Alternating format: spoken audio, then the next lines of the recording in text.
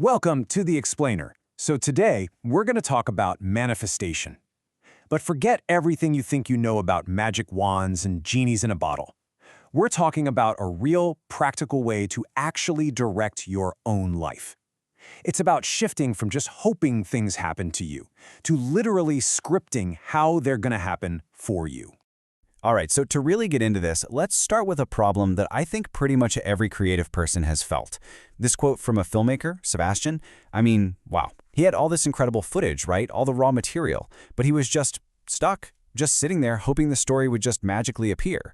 Does that sound familiar at all? Because that's what we do, right? We all have this raw footage, our dreams, our big ambitions, all our goals. But a lot of the time, it feels like we're just stuck in the editing room of our own life, just waiting for that perfect story to somehow piece itself together out of all the mess. So what if you could stop being a passive editor and become the active scriptwriter of your own life? Really. This is where we make a huge shift. We're moving away from just wishing things were different to actively wiring our brains to make them different. Yeah, look at this. On one side, you've got what most people think of as manifestation, right? It's all magic and just hoping for the best. But the scientific view, it's so much more practical, so much more grounded. It's not about waiting around for the universe to deliver something. It's about intentionally training your brain and then getting ready to do the actual work. And this definition from Mel Robbins, this just nails it. It completely reframes the whole idea. Manifesting is intentionally training your brain and your nervous system to believe in something that hasn't happened yet. This isn't about being delusional. It's a targeted, science-backed way to literally reprogram your own mind. You're making new outcomes not just possible, but you're making them feel probable. Okay, so let's get practical. Let's talk about the first step in making our own life documentary, writing the script. Because look, before you can start shooting any scenes of this amazing new life, you first have to define the main character, which is you. You have to figure out who you need to become to live that life. And this is so much more than just a wish list. It's a 4-step process, and it's all about building a new identity from the inside out. Think about it like this. You're reverse engineering the person who's already achieved your goal. What's their truth? What are their thoughts? What do they believe deep down? And then what actions do they take because of all that? It all starts with your thoughts. You have to consciously choose them. So let's take this example of wanting 50,000 YouTube subscribers. Instead of thinking, I have to record again, you start scripting new thoughts. Things like, you know what? Recording is actually fun because I get to share what I'm learning. Or, it's so simple for me to be myself on camera. You're literally curating your own inner voice. And from thoughts, we go one layer deeper, to beliefs.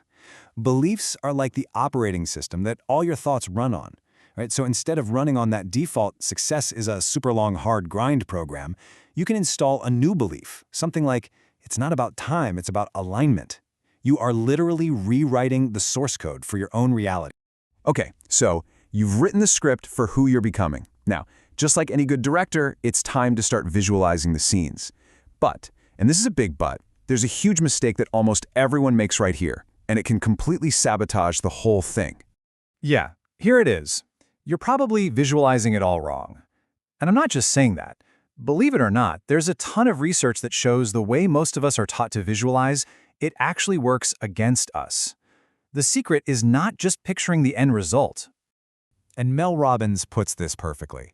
If the only thing on your vision board is something that's going to take you 10 years to get, that just feels impossibly far away.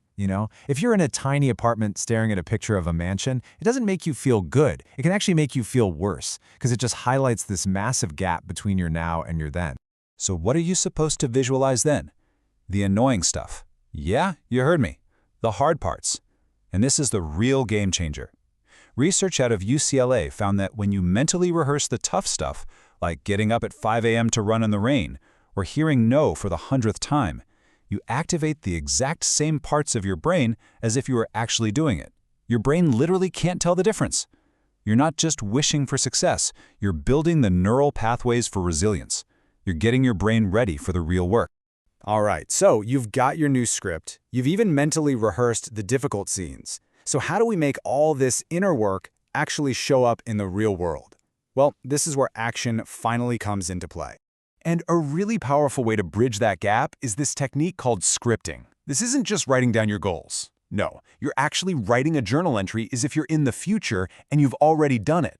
The reason this is so powerful is because it gets you to feel the emotions of having achieved it. And when you feel it, taking action just feels like the next logical step, not like a huge effort. And this is a really, really important point. Most of us think we have to hustle first, right? That we have to grind our way to success. But this process is the complete opposite. Action is the final piece of the puzzle, not the first. You get your identity, your thoughts, your beliefs, and your feelings all lined up first. Then the right action becomes almost effortless. It's just the natural next thing to do. So instead of some overwhelming to-do list, you just create a few daily non-negotiables. This example is for getting to 50K subscribers, but you can apply this to anything. The key here is that these aren't huge, exhausting actions. They're the small, consistent things you'd be doing every day just to maintain that goal if you already had it. See the difference? It's not about desperate hustle. It's about what we could call maintenance energy. And this, right here, is the big payoff. As Mel Robbins says, when you manifest, you owe the universe fucking work. This isn't some free ride. You don't just get to sit back and have everything handed to you. The real magic of this whole process is that it transforms you into the kind of person who is actually excited and totally prepared to do that work. Okay, so for our last section, let's talk about the director's cut. This is where you're in the editing room, you're refining the story, you're managing the pacing, and you're dealing with all the inevitable roadblocks that pop up whenever you're trying to create something amazing. One of the absolute biggest roadblocks is this myth of 24/7 positivity. This idea that you have to feel good all the time, and if you have one single negative thought, boom, you've messed it all up. That is just a huge, huge misunderstanding. The reality is that life is full of opposites. You can't have happiness without sadness, light without dark. It's just how it works. And when you try to run away from negative thoughts, you actually just make them stronger. So allowing yourself to feel everything, the good, the bad, the ugly, it doesn't mean you're failing. It just means you're human. And it's actually what makes you resilient. Okay, the other big one, impatience. We all want our epic life movie finished, like yesterday. But think about it, great films aren't rushed. They have a certain rhythm, a flow, and a great life is the exact same way. It's not just about getting there fast, it's about trusting the pace of your own story. I mean, this quote about YouTube pacing is actually a perfect metaphor for life. The algorithm doesn't reward channels that just throw out a bunch of frantic, rushed videos.